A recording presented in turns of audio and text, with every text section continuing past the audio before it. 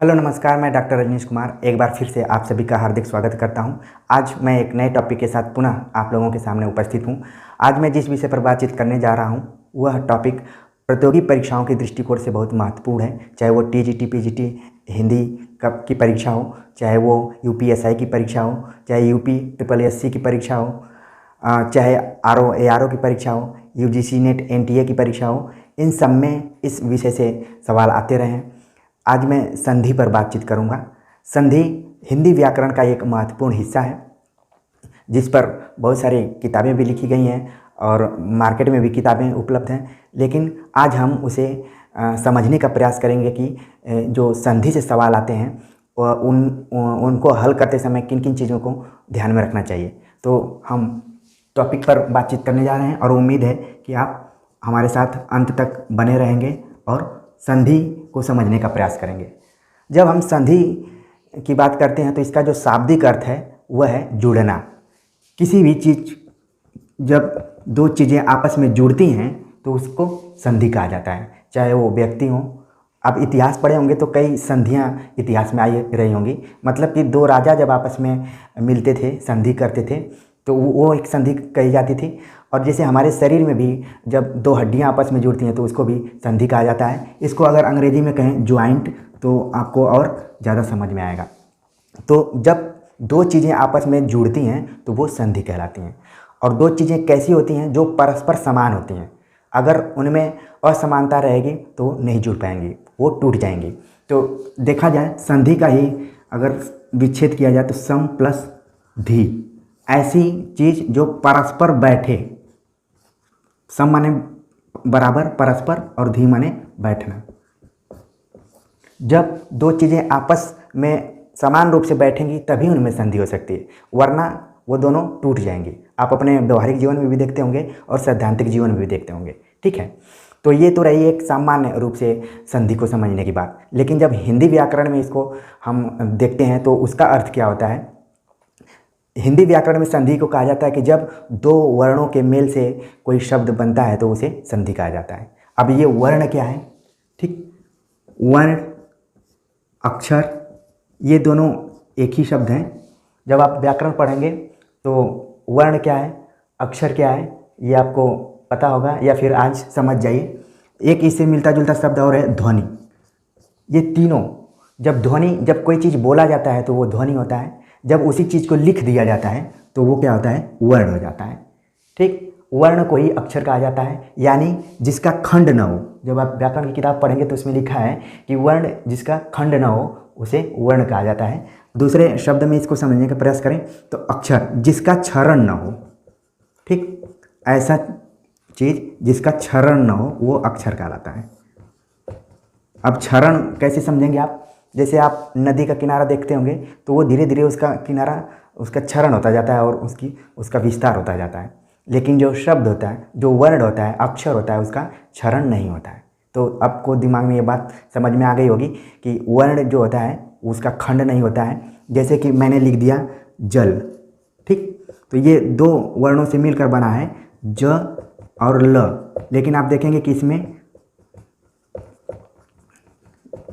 जब इसको एकदम से तोड़ेंगे इतना दूर, फिर इसके बाद इसका कोई खंड नहीं हो पाएगा, तो इसी को वर्ण कहा जाता है। अब बात आपको क्लियर हो गई होगी। तो ये ध्यान में आता है जब हम संधि पर बातचीत करते हैं तो उसकी परिभाषा, उसका जो अर्थ समझाने का प्रयास किया गया है व्याकरणाचार्यों द्वारा कि जब दो वर्ण आपस में मिलते हैं और जो उनके विकार से नया शब्द बनता है वही संधि कहलाता है। ठीक है, तो अब देखा जाए कि परीक्षा में संधि से सवाल कैसे आते हैं। कई बार क्या होता है कि शब्द पूछ देगा, कई बार संधि विच्छेद किया रहता है, उसको तोड़कर लिखा रहता है, उसके बारे में पूछ देगा। कई बार लक्षण के आधार पर पूछ देता है कि लक्षण दे देगा और उसके आधार पर पूछेगा कि कौन सी संधि होगी। तो जब भी आप संधि पढ़ने जाएंगे तो इन सारी चीज़ों को ध्यान में रखने की ज़रूरत है। मुझे पूरी उम्मीद है कि आपने पहले संधि पढ़ लिया होगा, सारी चीज़ें आप जानते होंगे। लेकिन परीक्षा में जब हम जाते हैं तो छोटी छोटी गलतियों की वजह से हमारे सही प्रश्न का उत्तर भी गलत हो जाता है। उन्हीं चीज़ों पर मैं बारीकी से आपको बताने का प्रयास करूँगा। आप लगातार बने रहिए। ठीक है, तो इस तरीके से सवाल परीक्षा में आते रहते हैं, तो इन चीज़ों को भी ध्यान में रखने की ज़रूरत है। अगर देखा जाए तो संधि जो है वो 3 तरीके की संधियों की बात कही गई है। 3, ये भी सवाल आता है कि संधियाँ कितने प्रकार की होती हैं, तो 3। मुख्य रूप से संधि की पढ़ाई संस्कृत भाषा में ही होती थी। संस्कृत में ही संधि का ज़्यादातर यूज किया जाता है, उसमें सूत्र इत्यादि का प्रयोग किया जाता है। लेकिन संस्कृत से हिंदी भी जुड़ी हुई है, तो संधि हिंदी में भी आने लगी। ठीक है, तो इस तरीके से आपका जब संधि पढ़ेंगे तो उसमें आपका हिंदी के व्याकरण में भी काम चल जाएगा और संस्कृत के व्याकरण दोनों में काम चल जाएगा। तो ठीक से इसको समझते हैं हम। संधि 3 कौन कौन सी हैं? पहला है स्वर, दूसरा है व्यंजन और तीसरा है विसर्ग। ठीक, ये 3 तरीके की संधियाँ होती हैं और ये तीनों क्या हैं? ध्वनियाँ हैं। जब आप व्याकरण पढ़ेंगे तो उसमें ध्वनियों की बात की जाती है। जैसा कि मैंने बताया कि जब कोई चीज़ उच्चरित होता है तो वो ध्वनि कहलाती है, जब वो लिख दिया जाता है तो वर्ण हो जाता है, अक्षर हो जाता है। तो स्वर ध्वनि है, व्यंजन ध्वनि है और विसर्ग ध्वनि है। बाद में यही संधि के रूप में हमको पढ़ने का मौका मिलता है। तो थोड़ा सा मैं रिवीजन करना चाहूँगा कि जो स्वर हैं वो 11 हैं और व्यंजन 33 और जो विसर्ग है, कहा जाता है कि जो स्वर नहीं हो और विसर्ग भी नहीं, व्यंजन भी नहीं हो, वो क्या है? विसर्ग है। ये बीच का होता है। ऐसा चीज़ जो न स्वर के अंतर्गत आता है न व्यंजन के अंतर्गत आता है, उसे कहा जाता है विसर्ग। कई बार ये इंटरव्यू इत्यादि में पूछ दिया जाता है कि विसर्ग के बारे में बताइए, तो आपको उम्मीद है कि जानकारी हो गई होगी। तो ये मूल रूप से है अ, ई, उ, री, इतने को कहा जाता है मूल रूप से स्वर है। बाकी क, च, त, प वर्ग, ये क्या है? व्यंजन। और विसर्ग में आप देखते हैं कि 2 बिंदी होती है। तो इस तरीके से आपको समझ में आ गया होगा कि स्वर कौन सा है, व्यंजन कौन सा है और विसर्ग कौन सा है। ठीक है, आज हम बात करेंगे केवल स्वर संधि के बारे में। उसके जो 5 भेद किए गए हैं, ये भी कई बार एग्जाम में पूछा जाता है कि स्वर संधि के कुल कितने भेद हैं। तो इसका जो उत्तर है ये है 5। वो कौन कौन से हैं, उसके लक्षण के बारे में हम देखेंगे, फिर इसके बाद विस्तार से उस पर जानने का प्रयास करेंगे। ठीक है, तो पहला जो है वो दीर्घ संधि। इसमें इसके नाम से ही पता चल रहा है कि जो मूल स्वर हैं वो दीर्घ हो जाते हैं। मूल स्वर कौन कौन से हैं? अ, ई, उ, री। मतलब जब अ या आ के बाद कोई भी उसी के समान स्वर आए तो वो दीर्घ हो जाता है। इसका एक सूत्र भी है, अकह संवर्णे दीर्घ। ठीक, अक एक प्रत्याहार है जिसके अंतर्गत ये आता है और कहा जाता है कि अगर इसी के बाद इसी का वर्ण आए तो वो क्या हो जाएगा? दीर्घ हो जाएगा, बड़ा हो जाएगा। ठीक है, तो वो दीर्घ संधि के अंतर्गत आता है। तो आपको ध्यान में रखना है कि जब अ मिलेगा तो आ हो जाएगा, ई मिलेगी तो बड़ी ई हो जाएगी, उ मिलेगा तो बड़ा उ हो जाएगा और री मिलेगा तो बड़ी री हो जाएगी। तो ये एक इसका लक्षण है। कई बार एग्जाम में पूछ देगा कि जब अ के बाद अ आए, चाहे उसी वर्ण सवर्ण आए तो क्या होगा, कौन सी संधि होगी? तो दीर्घ संधि होगी। कई बार इसके शब्द को दे देगा, उसका संधि विच्छेद पूछेगा। कई बार संधि विच्छेद रहेगा और उसके शब्द को पूछेगा विकल्प में कि कौन सा सही है। इस तरीके से घुमा के सवाल आते हैं। ठीक है, दूसरी जो संधि है वो है गुण संधि। अब गुण संधि का जो लक्षण है आप देखेंगे कि जब संधि होती है तो ए, ओ और अर हो जाता है। ठीक है, ये अभी आपको दिमाग में रखने की ज़रूरत है। जब इस पर थोड़ा सा विस्तार से बात करेंगे तो चीज़ें और आपको समझ में आ जाएंगी। ठीक, तीसरी संधि जो है वो वृद्धि संधि है। वृद्धि संधि, इसका जो लक्षण है कि आई और औ हो जाता है। ये अभी सूत्र रूप में आपको याद करने की ज़रूरत है। चौथा जो है यण संधि। ठीक, यण संधि य, व और र हो जाता है। और अयादि संधि, अयादि में क्या है कि अय हो जाता है, अव हो जाता है, आय और अय और आय, ये अव रहेगा। ठीक है, अय, अव, अय, आय, तो ये हमारे अयादि संधि के अंतर्गत आता है। तो इसका जो लक्षण है वो आप ध्यान में रखिए। जब भी आप संधि विच्छेद करने जाएंगे या फिर संधि को पढ़ने जाएंगे तो और चीज़ें समझ में आ जाएंगी।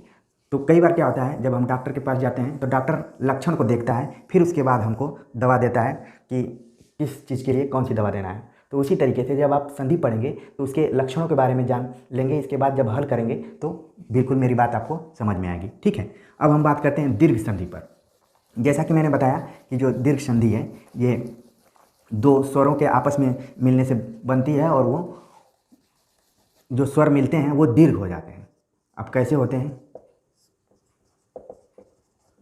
उदाहरण के लिए जब अ या आ या ई या बड़ी ई, छोटा ऊ, बड़ा ऊ के बाद इन्हीं का स्वर्ण आए, मतलब इन्हीं का मिलता जुलता आए तो वो स्वर्ण हो जाता है, मतलब दीर्घ हो जाता है।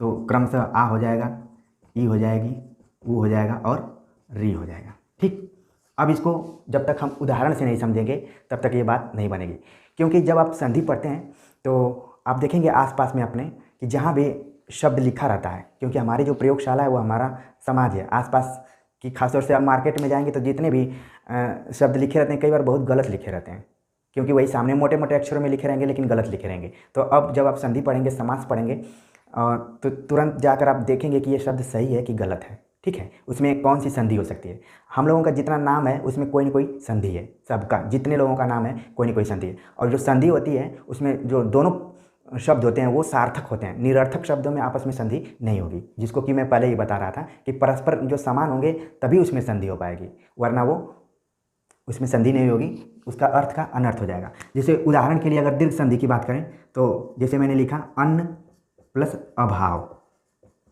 आप देख रहे हैं कि इसमें न के अंदर अ छिपा हुआ है और यहाँ पर इसका अ, अब ये दोनों मिलकर क्या हो जाएगा? आ हो जाएगा। तो इसका उत्तर हो जाएगा अन्नाभाव। ठीक, एक उदाहरण मैंने दिया। इसके बाद आपने बहुत सारे उदाहरण पढ़े होंगे कि विद्या धन आलय विद्यालय। ठीक, तो कई बार एग्जाम में तो बहुत आसान सवाल आ जाता है, लेकिन कई बार एग्जाम में बहुत कठिन सवाल आ जाते हैं। इसमें जैसे आपको पता है कि विद्या ऐसे लिखा जाएगा, आलय ऐसे लिखा जाएगा, लेकिन कई बार क्या होता है कि शब्द कंफ्यूज हो जाता है कि कैसा रहेगा। जैसे मैं एक उदाहरण देना चाह रहा हूँ, जैसे मैंने लिखा गुरु उपदेश। ठीक, तो कई बार लोग कंफ्यूज हो जाते हैं कि ये गुरु में बड़ाऊ की मात्रा रहेगी कि छोटाऊ की मात्रा रहेगी। जैसे एग्जाम में आ गया कि गुरुपदेश की संधि विच्छेद कीजिए, तो उसमें एक जगह गुरु छोटाऊ की मात्रा दिया रहेगा और एक जगह गुरु पे बड़ाऊ की मात्रा दिया रहेगा। तो वो क्या हो जाएगा, आपको जब जानकारी होगी तभी आप इसको सही कर पाएंगे। या फिर संधि के बारे में आपको अच्छी जानकारी होगी कि जब दो स्वर आपस में मिलते हैं जो समान रूप से होते हैं तो वो दीर्घ हो जाता है। ठीक है, तो आपको तुरंत दिमाग में आना चाहिए कि ये जो है छोटा की मात्रा रहेगा, फिर ये उपदेश। ठीक, तो गुरुपदेश हो गया। इसी तरीके से दूसरा उदाहरण हम देखें, जैसे लिखा हमने गिरी प्लस ईस, इसमें छोटी की मात्रा है, इसमें बड़ी की मात्रा है, तो दोनों मिलकर बड़ी हो जाएगी, इसलिए इसका उत्तर हो जाएगा गिरीश। ठीक है, इसी तरीके से आप देखेंगे जब छोटा ऊ रहेगा तो वहाँ पर बड़ा ऊ हो जाएगा। जैसे उदाहरण के लिए मैं बताऊँ आपको कि जैसे मैंने लिखा भानु धन उदय। ठीक है, भानु धन उदय, तो इसका उत्तर होगा भानुदय। ठीक, भानु मतलब सूर्य और उदय मतलब उगना। सूर्य जब उगता है तो उसको बोलते हैं भानुदय। तो आप देख रहे हैं कि इसका भी एक शाब्दिक अर्थ है और इसका भी एक शाब्दिक अर्थ है, ऐसा नहीं है कि इसमें कोई शब्द निरर्थक है। ठीक है, इसी चीज़ को मैं बता रहा था। अब जैसे किसी को उदय नहीं लिखने आएगा, ऐसे लिख देगा तो फिर उसका उत्तर गलत हो जाएगा, क्योंकि कई बार संधि विच्छेद किया रहता है तो दोनों तरीके का उदय लिख देता है। तो आपको याद रहना चाहिए कि किस तरीके का उदय इसमें होना चाहिए। तो जब भी आप कोई चीज़ पढ़िए तो शब्दों पर ध्यान दीजिए कि वो शब्द कैसे सही लिखा गया है, तभी आप संधि विच्छेद कर पाएंगे, वरना उसमें थोड़ी थोड़ी दिक्कतें होने लगेंगी। बाकी आप सारे लक्षण को जानते रहेंगे, क्योंकि आजकल एग्जाम में सीधे सीधे सवाल नहीं पूछा जाता है, काफ़ी उसमें घुमा कर पूछा जाता है ताकि दिक्कत होने लगे। ठीक है, जैसे मैं एक लिख रहा हूँ, दूसरा उदाहरण लिख रहा हूँ, पितृ ऋण, तो हो गया ये पितृण। ठीक, इसी तरीके से मातृ ऋण तो मातृण हो जाएगा। तो इस तरीके से आप दीर्घ संधि के बारे में समझ गए होंगे। कुछ परीक्षाओं में पूछा गया है दीर्घ संधि को लेकर, जैसे पूछा गया अपिधन इक्षते, तो आपको ये मालूम होना चाहिए कि इक्षते में ये बड़ी की मात्रा रहेगी कि छोटी की मात्रा है। विकल्प में दोनों तरीके का दे देगा, तो आपको ध्यान में रखने की जरूरत है। यहाँ पर छोटी ई है और यहाँ पर भी छोटी ई है, तो ये क्या हो जाएगा, बड़ी हो जाएगा। तो इसका जो संधि विच्छेद हुआ वो हो गया अपिक्षते। ठीक, ये परीक्षा में पूछा गया है। इसके अलावा पूछा गया है कल्पांत, मतलब कल्प प्लस अंत। और भी बहुत सारे हैं, हिम धन आलय हिमालय, ठीक है, विद्या धन आलय विद्यालय, विद्या धन अर्थी विद्यार्थी। इस तरीके से आप पढ़े होंगे। तो जैसे भी दीर्घ संधि आए तो उसका जो लक्षण मैंने बताया वो आप दिमाग में रखेंगे। गुण की बात करें, गुण संधि, गुण संधि का मैंने लक्षण बताया था, ए ओ अर। अब जब अ या आ के बाद ई या बड़ी ई आए तो ए हो जाता है, ठीक है। जब अ या आ के बाद उ या बड़ा उ आए तो ओ हो जाता है। जब अ या आ के बाद री आए तो अर हो जाता है। ये इसका लक्षण है। जब दीर्घ संधि के बारे में हमने बात किया तो अ या आ के बाद कोई भी उसी स्वर्ण मतलब उसी टाइप का स्वर आए तो दीर्घ हो जाता था। लेकिन आप इसमें देख रहे हैं कि अ या आ के बाद एक अलग तरीके का ई या ई आ रहा है तो यहाँ पर ए हो जा रहा है। जब अ या आ के बाद उ या बड़ा उ आएगा तो ओ हो जाएगा। देख रहे हैं कैसे बदल रहा है, ठीक है। अब इसको उदाहरण के साथ हम समझेंगे तो ज़्यादा समझ में आएगा। जैसे मैंने लिखा नर धन इंद्र बराबर नरेंद्र, ठीक। तो इसमें अ छिपा हुआ है और ये ई है, तो ये दोनों मिलके क्या हो गए, ए हो गए, ठीक है। इसी तरीके से किसी का नाम महेंद्र है तो महा धन इंद्र बराबर महेंद्र। तो इस तरीके से आपके आसपास जितने लोगों का नाम होगा, जिनका सार्थक नाम है, कोई मीनिंग होगा, तो उसमें संधि होगी, ठीक है। तो आप उनका संधि विच्छेद करके दिमाग में रखिए कि कौन सी संधि हो पाएगी। दूसरा अगर उदाहरण हम देखें तो जैसे होगा, दूसरा उदाहरण गुण संधि का दे रहे हैं, जैसे कि चंद्रधन उदय, चंद्रधन उदय तो हो गया चंद्रोदय, ठीक। सूर्यधन उदय तो हो गया सूर्योदय, ठीक। इसी के साथ उदाहरण मैं दे रहा हूं, गंगा, गंगा धन उर्मी। ये बहुत बार सवाल एग्जाम में आता है। अब ध्यान में रखने की जरूरत है कि जो उर्मी है ऐसे लिखा जाएगा कि बड़ा ऊ की रहेगा। कई बार गंगोर्मी जो इसका हो रहा है शब्द,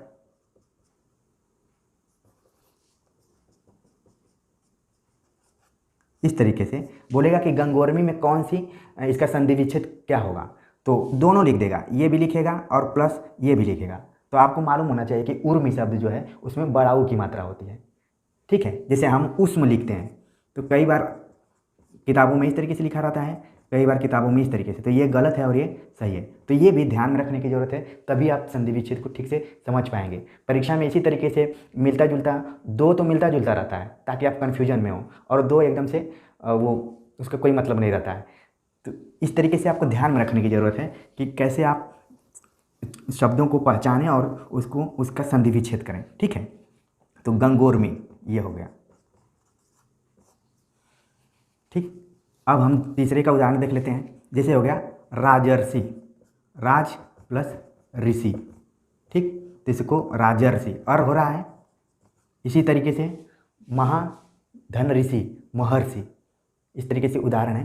तो उम्मीद है कि आपको गुण संधि भी समझ में आ गया होगा। खासतौर से लक्षण याद रखिए, और जहाँ पर भी ए की मात्रा हो, ओ की मात्रा हो बीच में और अर आ रहा हो उच्चारण करने में, तो आप तुरंत पकड़ लीजिए कि वहाँ पर गुण संधि होगा। हम अगली संधि के बारे में बातचीत करें, वो है वृद्धि संधि। वृद्धि का जो लक्षण है कि आई हो जाएगा और औ हो जाएगा, ठीक। अब वो कैसे होगा, इसको उदाहरण के माध्यम से समझना पड़ेगा कि जब अ या आ के बाद, ठीक है, ए या ए आए तो अय हो जाएगा, या अ या आ के बाद ओ या औ आएगा तो अ हो जाएगा, ठीक। अब उदाहरण के साथ इसको समझते हैं। जैसे हमने लिखा सदा धन एव बराबर सदैव, काफ़ी फेमस इसका उदाहरण है, सदा धन एव बराबर तदैव। इसी तरीके से एग्जाम में पूछा जाता है मतैक्य अब पूछ देगा मतैक का संधि विच्छेद कीजिए, तो ऐ तो आ रहा है इस तरीके से, लेकिन अब इसकी संधि विच्छेद करने के लिए ऐसे लिख देगा मत प्लस एक के, मत प्लस ऐक के। तो अब आपको ये कन्फ्यूजन होने लगेगा कि इसमें ऐक के वाला सही है कि ऐक के ये वाला सही है। तो सही मायने में ये नीचे वाला सही है, ठीक है, मत धन ऐक के मतलब मतैक, ठीक है। इस तरीके से आप देख सकते हैं। दूसरा है उदाहरण यण वृद्धि संधि में, जैसे परम ओजस्वी, तो हो जाएगा परमोजस्वी, ठीक। इसी तरीके से क्योंकि यहाँ पे अ हो जा रहा है ये वाला, आप अपने दिमाग में रखिए, जब भी आप शब्दों को देखिए तो उसको लक्षण के आधार पर पकड़ने का प्रयास करिए, और दोनों का जो संधि विच्छेद हो रहा है, दोनों शब्दों के सार्थक अर्थ और शुद्ध शब्द कैसे लिखा जाता है, इसको भी आपको ध्यान में रखना पड़ेगा। वरना आपको तो संधि आ रही है, आप बार बार कसमसा रहे हैं कि यहाँ पर छोटा ऊ रहेगा कि बड़ा ऊ रहेगा, यहाँ पर ए रहेगा कि ऐ रहेगा, फिर ओ रहेगा कि औ रहेगा, फिर दिक्कत होने लगती है। इसलिए शब्दों को पहचानिए और उसका संधि, क्योंकि आजकल इसी तरीके से संधि पूछा जाने लगा है, सीधे सीधे नॉर्मल नहीं पूछता है। नॉर्मल पूछेगा तो आप उसको पकड़ भी लेंगे, ठीक है। इस तरीके से सवाल आते हैं। जैसे और एक दो उदाहरण मैं दे रहा हूँ, जैसे नैतत, एक बार सवाल पूछा था नैतत का क्या होगा, तो न धन ऐतत, तो ये क्या होगा नैतत, ठीक। इसी तरीके से जीवैषणा, जीवैषणा एक बार सवाल पूछा गया है, तो जीव धन ऐषणा। अब ये नहीं है कि इस पे ऐ की मात्रा लगा दें, ये वाला नहीं सही है, ठीक है। तो इस तरीके से कई बार सवाल पूछा जाता है, आपको ध्यान में रखने का ज़रूरत है। ये तो हो गया वृद्धि संधि। अब हम यण संधि के बारे में बात करेंगे कि यण संधि क्या। यण, आपने इसके लिए एक फार्मूला सुना होगा, इको यणचि, ठीक। अब इको यणचि, ये इक है, एक प्रत्याहार है, और यण भी एक प्रत्याहार है, ठीक। तो इसमें आता है ई उ री।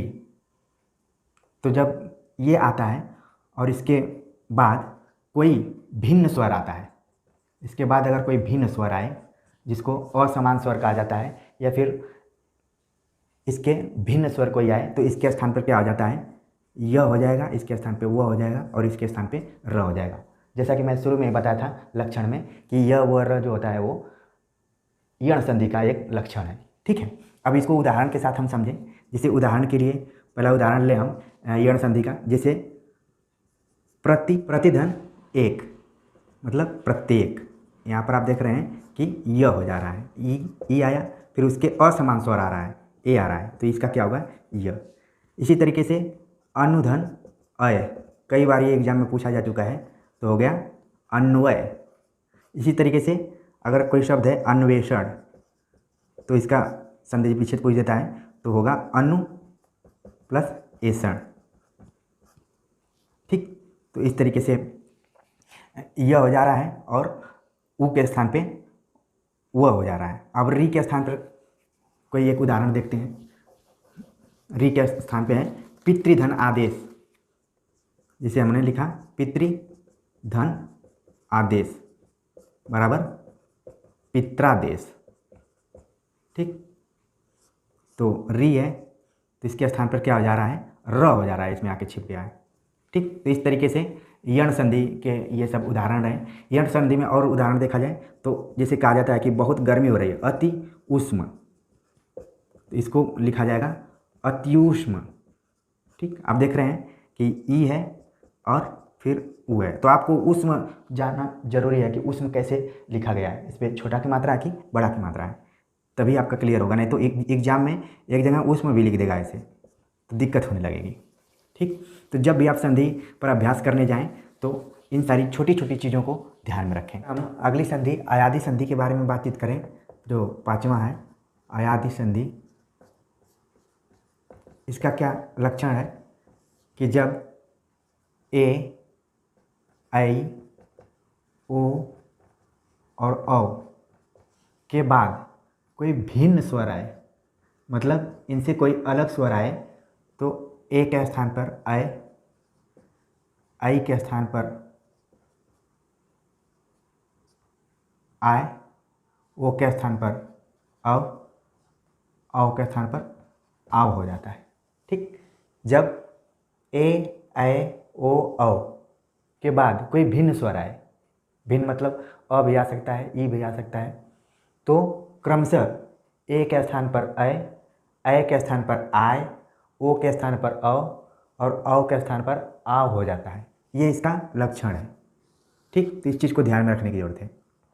अगर उदाहरण से समझा जाए तो इसको, जैसे आपने सुना होगा नयन में कौन सी संधि है, तो अयादि संधि है। अब इसका उदाहरण दें, ने धन अन बराबर नयन।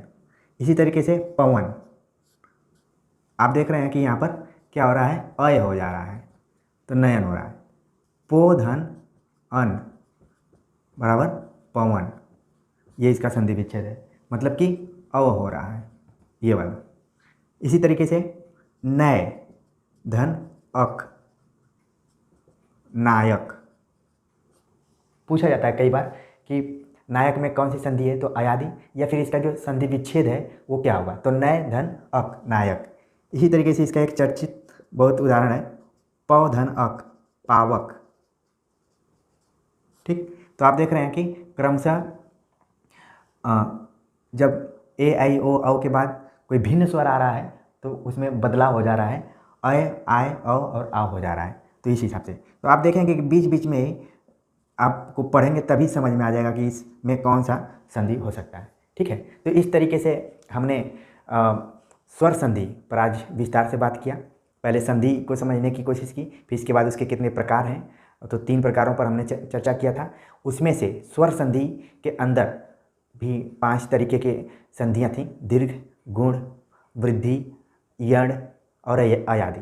ठीक है, तो इन संधियों पर हमने उनके लक्षणों के आधार पर और उदाहरणों के आधार पर समझने का प्रयास किया, और प्रतियोगी परीक्षाओं में किन किन चीज़ों पर ध्यान देने की ज़रूरत है उस पर भी हमने फोकस करने का प्रयास किया। जब आप दोबारा संधि पढ़ेंगे तो इन चीज़ों को ध्यान में रखकर एक सचेत होकर पढ़ने का प्रयास करेंगे तो आपको ये संधि कभी नहीं भूलेगी, आपके दिमाग में तुरंत सारी चीज़ें बैठ जाएंगी। ठीक है, क्योंकि ये तो हमको 8वीं 9वीं या फिर आगे की कक्षाओं में पढ़ने का मौका मिला था, लेकिन क्या होता है कि जब व्यक्ति बीए में जाता है और एमए में जाता है तो धीरे धीरे इन चीज़ों से पीछे छूट जाता है और उसका धीरे धीरे ये जो लक्षण है या फिर संधि करने का जो प्रक्रिया है, सूत्र है, वो धीरे धीरे भूलने लगता है, इसलिए कन्फ्यूजन होने लगता है। ठीक है, तो अब अभ्यास करने की ज़रूरत है, क्योंकि संधि मैथ की तरह है, फार्मूले पर आधारित है। उस फार्मूले को ध्यान में रखना है और संधि विच्छेद करना है। तो आज स्वर संधि पर हमने बात किया, अगली वीडियो में हम व्यंजन संधि पर बात करेंगे, विसर्ग पर बात करेंगे। ठीक है, तो उम्मीद है कि ये आपको टॉपिक अच्छा लगा होगा और बहुत सारी चीज़ें आपको समझ में आई होंगी। तो इसके लिए आप कमेंट्स कीजिए और लगातार हमसे जुड़े रहिए। मिलते हैं एक नए टॉपिक के साथ अगले वीडियो में, तब तक के लिए धन्यवाद।